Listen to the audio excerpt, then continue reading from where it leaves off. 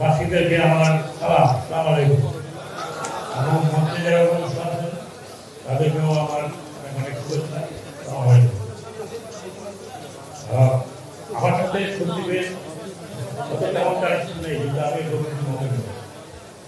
আমার বাড়ি এবং আমার আব্দুল্লাহ যেসব জায়গায় সন্দীপে গেছে দিচ্ছি অনেকে হয়তো নাম শোনার জন্য মাত্র কয়েক মাস আগে সেখানে একটু এরকম চরের মধ্যে যেখানে মানুষ থাকে সারা জীবন তারা কোনদিন সরাসরি যোগাযোগ করতে পারেনি, তাদের উপরেও দিয়ে বদলতে একটি ঘাট করে দেওয়া হয়েছে।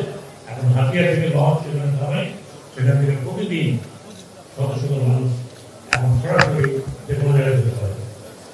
এবং আরো কয়েকটি জায়গা, এইসব জায়গাতে আমরা আরো কিছু ঘাট তৈরি করে দিচ্ছি আমার অতি সম্ভব। কারণ আমার ক্ষেত্রে বাংলাদেশের কোনো উন্নয়ন পর্যন্ত অত্যন্ত মানুষের যোগাযোগ ব্যবস্থা না হয়।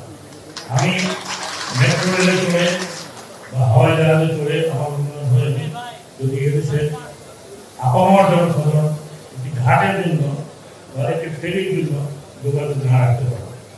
আল্লাহ তাআলা আমাকে সামর্থ্য দিয়েছে এই সময় আমি কিছু কিছু কাজ করতে পারি। এবং তাই প্রসেসে যখন আমার পূর্ববর্তী নিজেই বলছেন, যখন তিনি এই কাজটি হাতে নিলেন আমাকে বললেন অনেক বিষয়ে উনি বলেছেন, আমি চেষ্টা করেছি করার জন্য। প্রথমত এই ঘাটকে দখল মুক্ত করতে হয়েছে।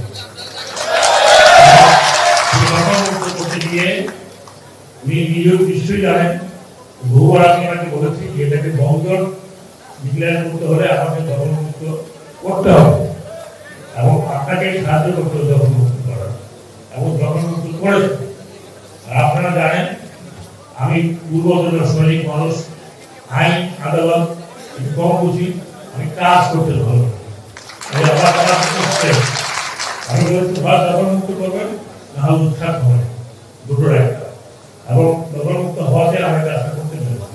কাজটা অত্যন্ত দুরূহ এই কারণে এটা সমুদ্রের একদম সমুদ্র উপকূলে বলেছেন অলরেডি। আমরা চেষ্টা করছি যাতে সমুদ্র উপকূলীয় ফেরি সার্ভিস করা যায়, সেজন্য হয়তো আমাদেরকে বাইরে থেকে আনতে হবে।